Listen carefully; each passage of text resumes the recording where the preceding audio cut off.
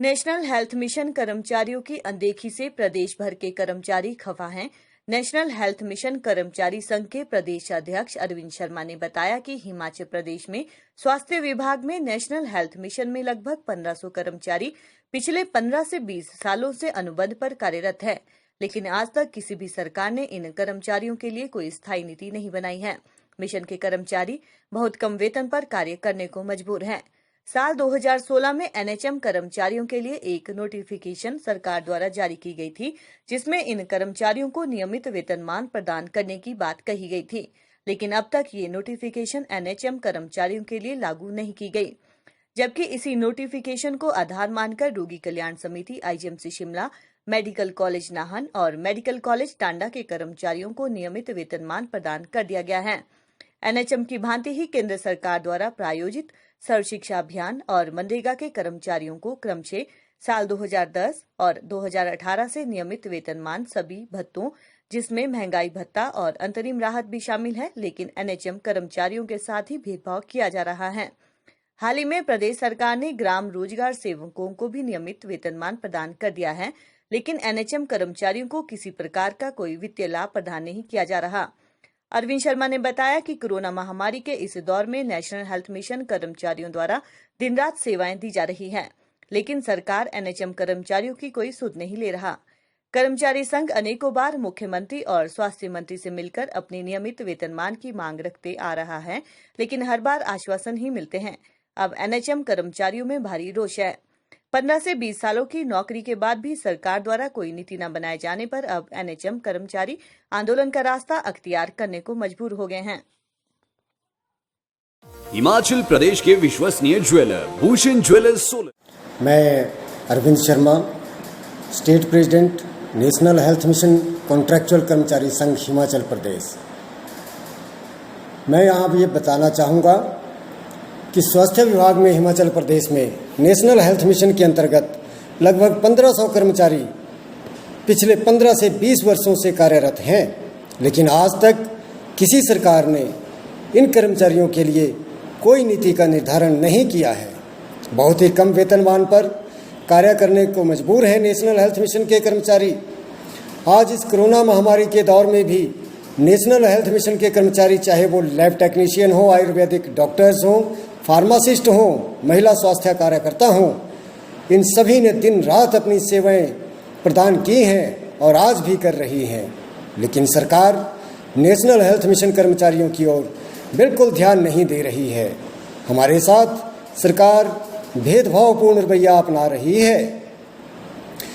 यहाँ यह भी बताना आवश्यक है कि केंद्र सरकार द्वारा प्रायोजित इसी तरह की जो दूसरी स्कीमें हैं, जिसमें सर्व शिक्षा अभियान और मनरेगा शामिल हैं, उनके कर्मचारियों को सरकार ने रेगुलर पे स्केल प्रदान कर दिया है, लेकिन दुर्भाग्यवश नेशनल हेल्थ मिशन के कर्मचारियों के लिए सरकार आज तक ना तो नियमित वेतनमान दे पाई है और ना ही नियमितीकरण के लिए कोई नीति बना पाई है। इससे कर्मचारियों में भारी रोष है। अपने जीवन के महत्वपूर्ण 15 से 20 वर्ष स्वास्थ्य विभाग में सेवा करते हुए जिन लोगों ने लगा दिए हैं, उनके लिए सरकार इतनी बेरुख क्यों है, समझ नहीं आता कर्मचारियों को। दुखी हैं कर्मचारी नेशनल हेल्थ मिशन के। कोरोना के इस काल में नेशनल हेल्थ मिशन के कर्मचारी, जिसमें 2 महिला कर्मचारी थी, एक महिला आयुर्वेदिक चिकित्सा अधिकारी और दूसरी महिला फार्मासिस्ट, जो कि कोरोना से पॉजिटिव भी हो गई थी, अपनी सेवाएं देते हुए, लेकिन सरकार नरमाई नहीं दिखा रही है। नेशनल हेल्थ मिशन के कर्मचारी केंद्र सरकार द्वारा और प्रदेश सरकार द्वारा जो जनहित के लिए योजनाएं चलाई जा रही हैं, उनको पूरा करने में महत्वपूर्ण भूमिका प्रदान करते हैं। प्रदेश सरकार को अनेकों अवार्ड राष्ट्रीय स्तर पर मिलते हैं, उनमें नेशनल हेल्थ मिशन कर्मचारियों का महत्वपूर्ण योगदान होता है। लेकिन बड़े दुख की बात है कि 15 से 20 सालों की नौकरी अनुबंध पर करने के बाद भी सरकार जो है वो नेशनल हेल्थ मिशन कर्मचारियों को रेगुलर पे स्केल तक प्रदान नहीं कर पा रही है। ऐसी कौन सी मजबूरियां सरकार की हैं कि सभी के लिए व्यवस्थाएं की जा रही हैं, सर्व शिक्षा अभियान को रेगुलर पे स्केल दिया जा रहा है, नेशनल हेल्थ मिशन के कर्मचारियों को वंचित रखा जा रहा है, मनरेगा के कर्मचारियों को रेगुलर पे स्केल दिया लेकिन एनएचएम कर्मचारियों को नहीं दिया। ये कौन सी नीति है, कौन सी दिशा और दशा है सरकार की? हम पूछना चाहते हैं माननीय मुख्यमंत्री जी से कि माननीय मुख्यमंत्री श्री जयराम ठाकुर जी, हम नेशनल हेल्थ मिशन के कर्मचारी दिन रात सेवाएं प्रदान कर रहे हैं, पूरी कार्यकुशलता के साथ कार्य करते हैं, लेकिन हमारे साथ ये अन्याय हमारे साथ क्यों किया जा रहा है? यहाँ यह भी बताना आवश्यक है कि वर्ष 2016 में एक नोटिफिकेशन नेशनल हेल्थ मिशन कर्मचारियों के लिए की गई थी, सरकार के द्वारा जारी की गई थी, जिसमें कहा गया था कि 8 वर्ष पूरा होने के उपरांत नेशनल हेल्थ मिशन कर्मचारियों को हेल्थ सोसाइटी के कर्मचारियों को रेगुलर पे स्केल प्रदान किया जाएगा। लेकिन आज तक वो नोटिफिकेशन हम कर्मचारियों के ऊपर लागू नहीं की गई। इसी नोटिफिकेशन को आधार मानकर रोगी कल्याण समिति IGMC Shimla, medical college Nahan, medical college Tanda, यहाँ के रोगी कल्याण समिति के कर्मचारियों को उसी नोटिफिकेशन को आधार मानकर रेगुलर पे स्केल प्रदान कर दिया जाता है।